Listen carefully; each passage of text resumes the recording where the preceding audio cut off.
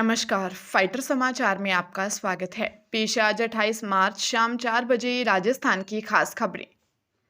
IPL के 19वें season का रोमांच आज से शुरू हो रहा है, जहां उद्घाटन मुकाबले में defending champion royal Challengers Bengaluru का सामना सनराइजर्स हैदराबाद से होगा। यह मैच बेंगलुरु के एम चिन्नास्वामी स्टेडियम में शाम 7:30 बजे होगा।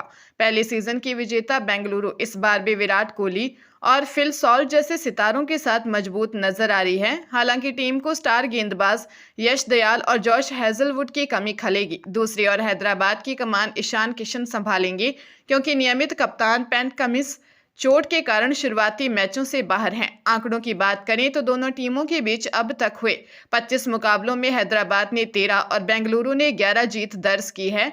चिन्नास्वामी की पिच बल्लेबाजों के लिए स्वर्ग मानी जाती है, जहां पिछले साल हैदराबाद ने रिकॉर्ड 287 रन बनाए थे। छोटी बाउंड्री और फ्लैट विकेट के कारण आज भी एक हाई स्कोरिंग मैच की उम्मीद है। श्रीगंगानगर के साधुवाली चेक पोस्ट पर पुलिस और बदमाश के बीच हुई मुठभेड़ में आरोपी घायल हो गया। पंजाब की ओर से बिना नंबरी बाइक पर आ रहे संदिग्ध को जब पुलिस ने रोकने की कोशिश की तो उसने भागने का प्रयास किया और पुलिस टीम पर 3 राउंड फायरिंग कर दी। जवाबी कार्रवाई में पुलिस की गोली बदमाश के पैर में लगी, जिससे वह गंभीर रूप से घायल होकर गिर पड़ा। एसपी हरिशंकर के अनुसार पकड़ा गया आरोपी 32 वर्षीय आकाश यूपी के आगरा का रहने वाला है और उसके पास से एक पिस्टल बरामद हुई है। प्राथमिक जांच में उसके तार किसी बड़े गैंगस्टर गिरोह से जुड़े होने की आशंका जताई जा रही है। घायल बदमाश का फिलहाल सरकारी अस्पताल में इलाज जारी है। ऑपरेशन में जवाहर नगर थाना अधिकारी देवेंद्र राठौर और उनकी टीम ने महत्वपूर्ण भूमिका निभाई। पुलिस अब इस बात की तफ्तीश कर रही है कि आरोपी पंजाब से किस वारदात को अंजाम देने के इरादे से आया था। राजस्थान में सरकारी नौकरी पाने के लिए दिव्यांग कोटे के फर्जी सर्टिफिकेट इस्तेमाल करने का बड़ा खुलासा हुआ है।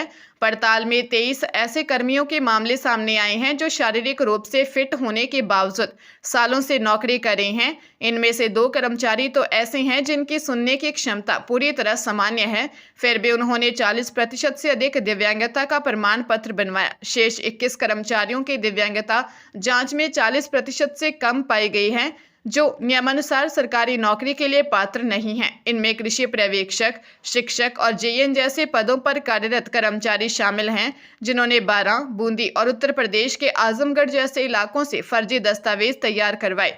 मामले की गंभीरता को देखते हुए एसओजी ने भी 44 कर्मचारियों के खिलाफ मुकदमा दर्ज किया है। सरकार अब इन फर्जी नियुक्तियों की विस्तृत जांच कर रही है। सरकार ने लॉकडाउन की सभी अफवाहों को सिरे से खारिज कर दिया है। पश्चिमी एशिया के संघर्ष के कारण वैश्विक बाजार में कच्चे तेल की कीमतें $122 प्रति बैरल के पार पहुंच गई हैं। इस उछाल से घरेलू स्तर पर पेट्रोल डीजल के दाम बढ़ने की आशंका को देखते हुए केंद्र सरकार ने उत्पाद शुल्क में 10 प्रति लीटर की बड़ी कटौती की है।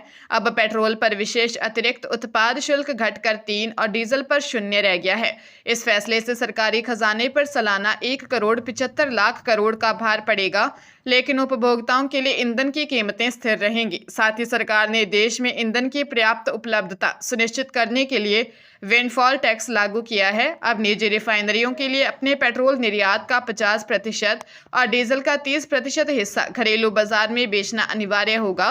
इसके अतिरिक्त डीजल और विमान ईंधन के निर्यात पर भी भारी शुल्क लगाया गया है।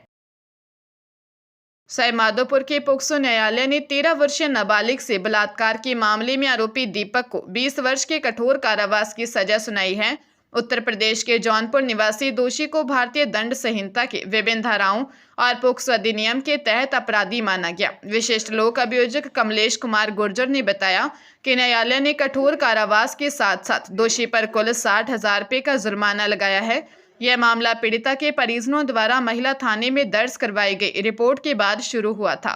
सुनवाई के दौरान अदालत ने आरोपी को अपहरण और लैंगिक अपराधों का दोषी पाया। सजा सुनाने के साथ ही न्यायालय ने पीड़िता को संबल प्रदान करने के लिए 50,000 रुपये की प्रतिकर राशि देने के आदेश भी जारी किए हैं।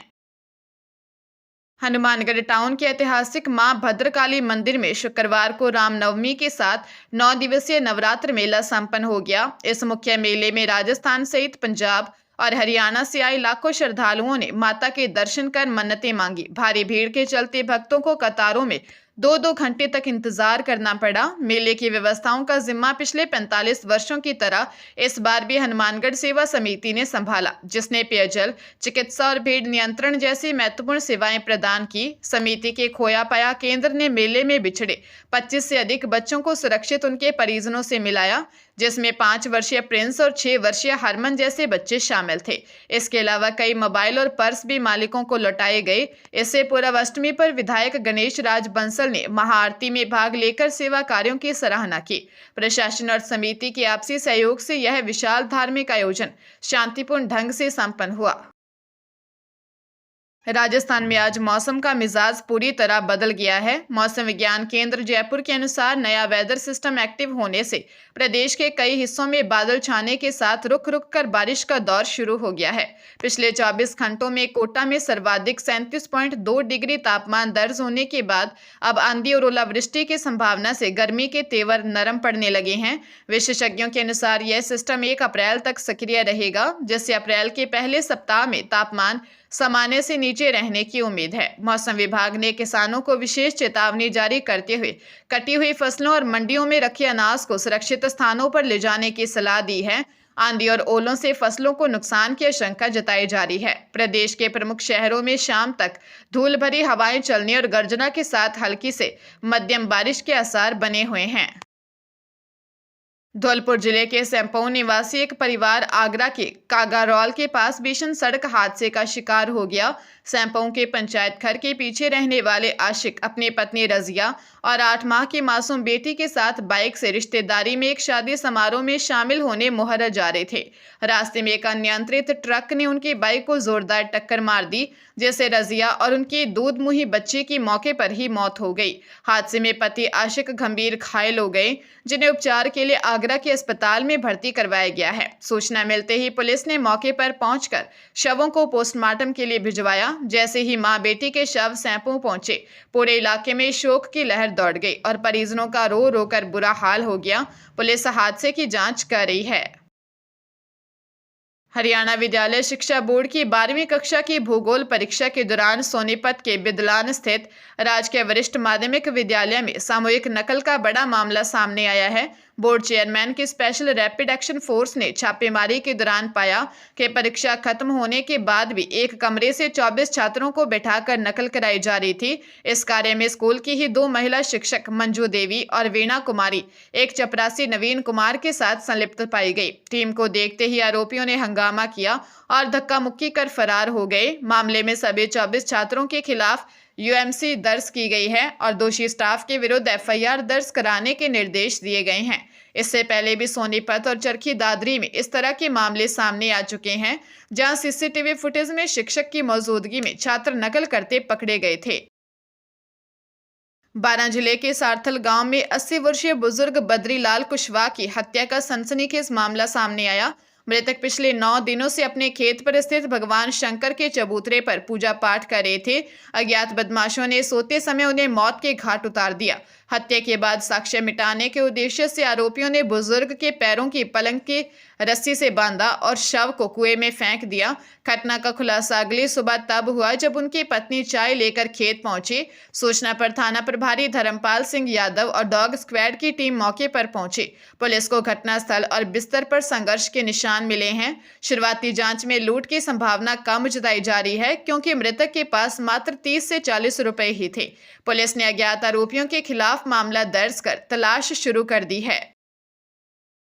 पंजाब के लुधियाना महानगर में प्रॉपर्टी खरीद फरोख्त के नाम पर ठगी के 2 अलग अलग मामलों में 2 लोगों से लाखों रुपए की धोखाधड़ी का मामला सामने आया। पहले मामले में जोधेवाल थाना क्षेत्र के अंतर्गत एक जालसाज ने फर्जी दस्तावेज तैयार कर एक व्यक्ति से करीब 25,86,000 रुपए ऐंठ लिए। पीड़ित गुरमीत सिंह को आरोपी सुखविंदर सिंह ने जाली सेल डीड दिखाकर प्लॉट का सौदा किया था, लेकिन जांच में कागजात फर्जी पाए गए।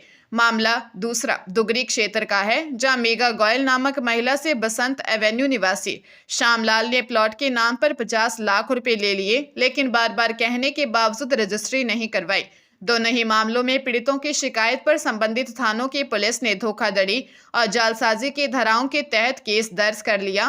पुलिस अधिकारियों के अनुसार आरोपियों की तलाश जारी है और जल्द ही उन्हें गिरफ्तार कर लिया जाएगा।